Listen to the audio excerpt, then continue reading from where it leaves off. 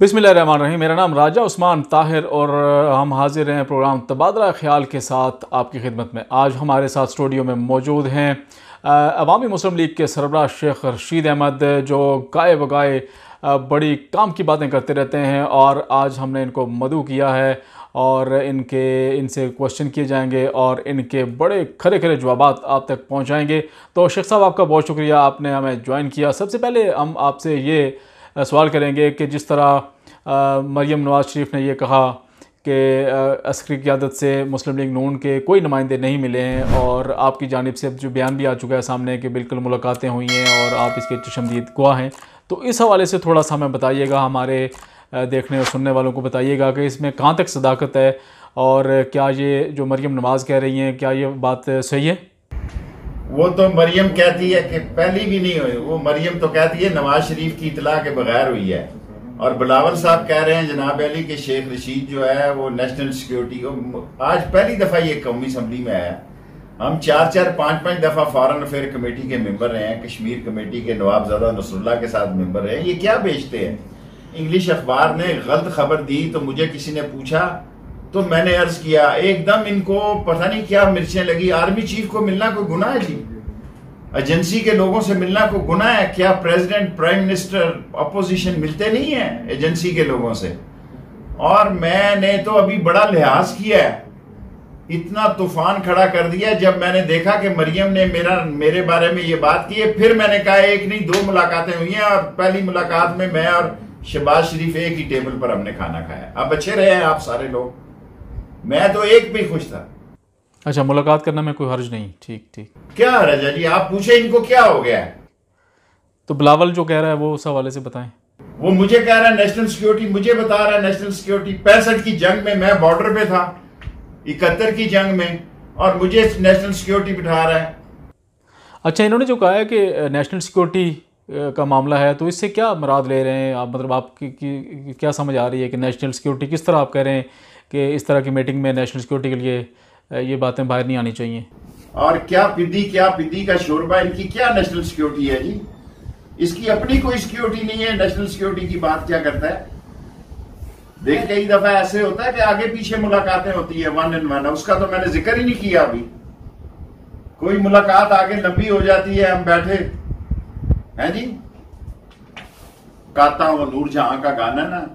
मतलब इनकी मुलाकात नहीं, मुलाकातें हुई हैं, यही आपका मतलब है? मुलाकातां।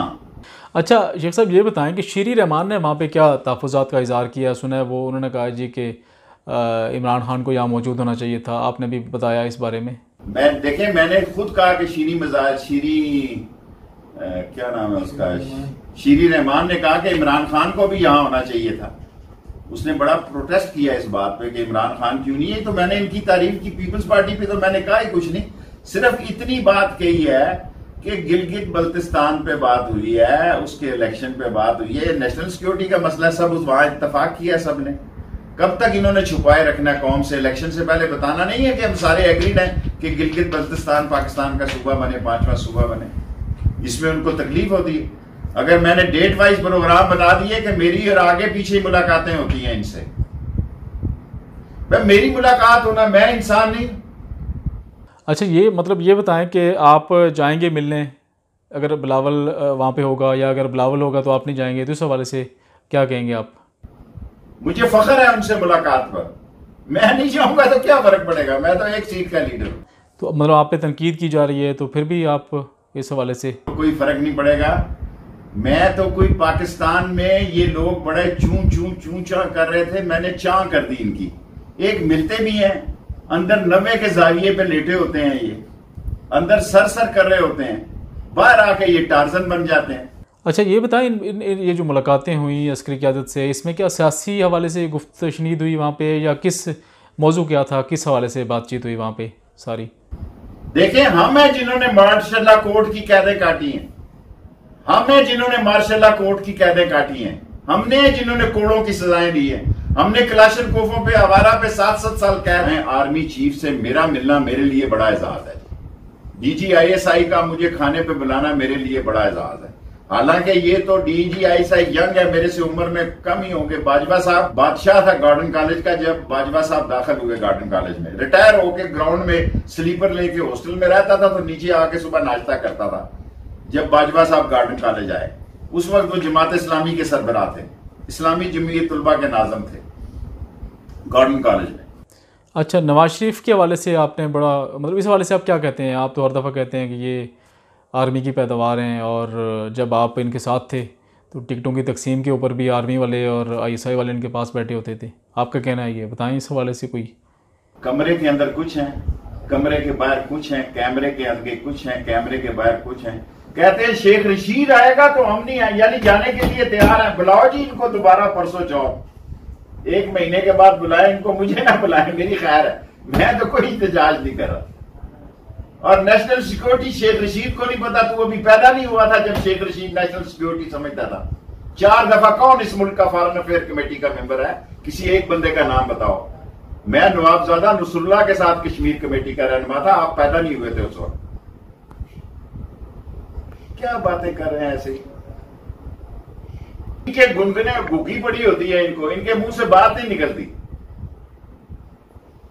अब मैं मजबूर हो गया हूं कि अब मैं, ऑफ कोर्स सर, सियासी बातें, सियासी बयान डिस्कस हुए हैं।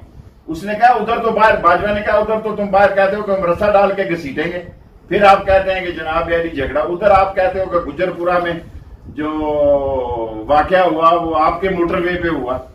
उसने कहा जी मैंने तो उसकी माजरत कर ली थी, बड़ा टीवी देखते हैं आप। बड़ी लाइट सी मूड में बातें हुई हैं, कोई ऐसी बातें नहीं, लेकिन बाजवा साहब टकोरे करते रहे सही, ये नहीं कि उन्होंने बातें नहीं की, खुल के बातें की है। अब मेरा ये अगर मैं बताऊं कि बातें क्या हुई हैं तो ये गलत बात है। अच्छा, मरियम ने कहा कि नवाज शरीफ का कोई बंदा नहीं मिला उनसे, लेकिन ये कहना कि मुलाकात ही नहीं हुई, मरियम साहबा कह रही है नवाज शरीफ का कोई बंदा नहीं मिला, तो फिर मेरी बात की तस्दीक होगी। आज दिन है नून लीग और शीन लीग का। मरियम ने इब्तिदा रखी है कि ना नवाज शरीफ को पता था ना नवाज शरीफ का कोई बंदा मिला है। उस वक्त कौन मिलता था जब राहिद शरीफ ने मेडिएशन कराई थी बीच में। अच्छा, कौन सी मेडिएशन, कौन सी? ताहिरुल कादरी साहब और इमरान खान के दरमियान। अच्छा, तो अब आप कौन सी तारीख दे रहे हैं आगे, मतलब क्या होने वाला है, क्या सूरत हाल होगी उस वाले से थोड़ा सा? टेंट फिश हो जाएंगे ये 4 महीने। मैंने बहुत पहले कहा 30 दिसंबर जनवरी तक इनका किस्सा तमाम हो जाएगा। ये नून शीन आपस में आपको नजर आएगी। आज पहला दिन है, 4 महीने मैंने टाइम दिए, मैं उस पर कायम हूँ। अच्छा, तो मतलब लाइन लगी होती है इनकी मुलाकातों की? अच्छा, गुजारिश मेरी सुने, आप इनको अपने प्रोग्राम में चैलेंज दें।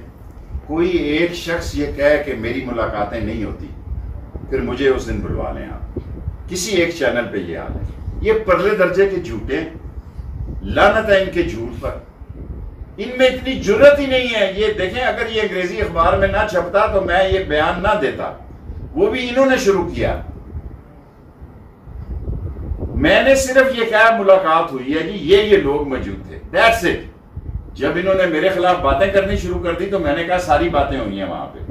अब मैं तो इनसे लड़ाई, अब किस किस से लड़ाई लड़ूं? सारे चैनल ही मेरे पीछे इन्होंने डाल दिए। अच्छा, आपकी मतलब जो मुलाकात हुई है बाजवा साहब से, तो आपकी वो ख़ास से मुलाकात थी या सुना आपको अपनी किताब जो आपने लिखी है वो देने गए थे? मैं वहां सबसे आखिर में आना चाहता था, मैंने किताब देनी थी। मेरी किताब गाड़ी में थी, सिक्योरिटी के लिहाज से वो आदमी थैला सा नहीं उतार सकता। जहां 2 चीफ थे, एक DGI था और जनरल बाजवा साहब थे। तो मैं इसमें वहां खड़ा था कि मैंने एक साहब है, जो भी साहब है, नाम लेना मुनासिब नहीं, मैंने उनको कहा मैं किताब मंगवा लूं। कह रहे हैं ये जरा, एहसन इकबाल साहब और ख्वाजा आसिफ साहब लंबी बात कर रहे थे आर्मी चीफ और जनरल फैज से 1 to 1 कोने में खड़े। मुझे फैज ने मुड़कर देखा और जनरल फैज साहब ने कहा क्या बात है? मैंने कहा जी आप खत्म करें तो मैंने किताब देनी है।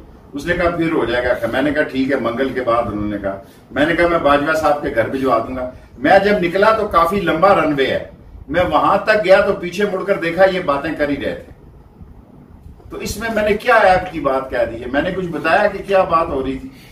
जब नून लीग की टिकटें तकसीम होती थी तो इस हवाले से आपने काफ़ी जो है ना वो बातें की हैं कि जब इनकी टिकटों की तकसीम होती थी तो वहाँ बैठे होते थे। इन अदारों की गोद में वो जवान हुआ है। ज़ियाउल हक का डॉर्चेस्टर होटल में उसने एक्साइज एंड टैक्सेशन का मिनिस्टर, मैं उस वक्त असगर खान के साथ था, जब वो आए उन्होंने कहा जी कि मैंने तरीके इस्तकलाल छोड़नी है।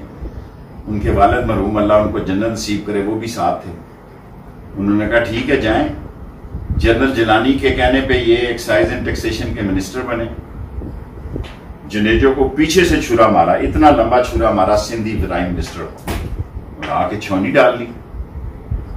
मैं खुदा को गवाह बना के कहता हूं कि मैं जनरल उसका क्या हमीद गुल साहब को यूनिफॉर्म में, मैंने जब टिकट लिया नवाज शरीफ साहब से तो उस कमेटी में जो टिकटें बांट रहे थे जनरल हमीद गुल मरहूम अल्लाह उनको जन्नत नसीब करे, यूनिफॉर्म पहन के बैठे हुए थे।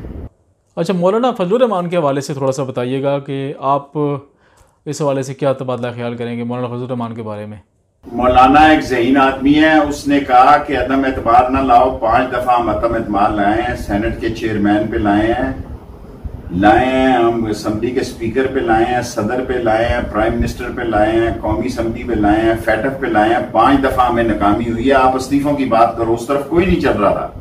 देखो नवाज शरीफ तो चाहता है मैं तो डूबा हूं, ये सारे डूब जाए। उसकी सियासत नहीं निकलती जब तक इमरान खान इस हुकूमत में कायम है।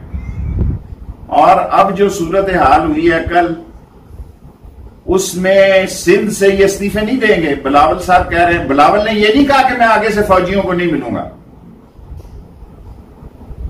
ये नहीं कहा। उसने ये तासर दिया कि मैं समझता ही नहीं हूं कि नेशनल सिक्योरिटी क्या चीज है। वाह वाह, कुर्बान जाऊं और पकड़ाई ना दूं आपको कि नेशनल सिक्योरिटी का हमें नहीं पता, इनको पता। जुमा 8 दिन इनको पैदा हुए हैं।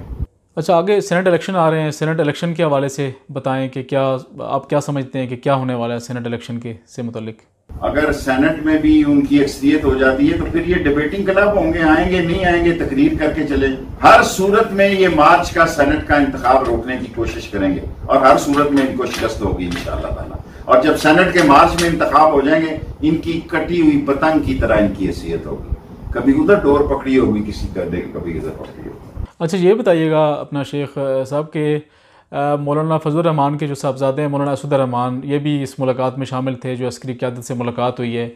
तो इस हवाले से इनकी आपस में मौलाना असद रहमान और जनरल बाजवा साहब की आपस में कोई बातचीत हुई हो, क्या उन्होंने कहा? अब बात निकल ही चली है। जनरल कमर जावेद बाजवा साहब ने, जो कि मुझसे बड़े जूनियर थे गार्डन कॉलेज में, मैं दादा उस्ताद था,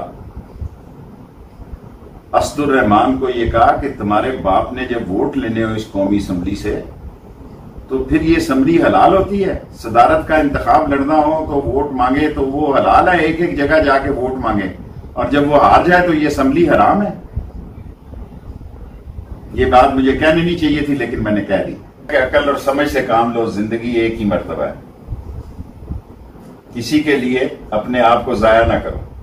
थैंक यू वेरी मच। बहुत बहुत शुक्रिया शेख रशीद साहब, आज आपने हमें वक्त दिया।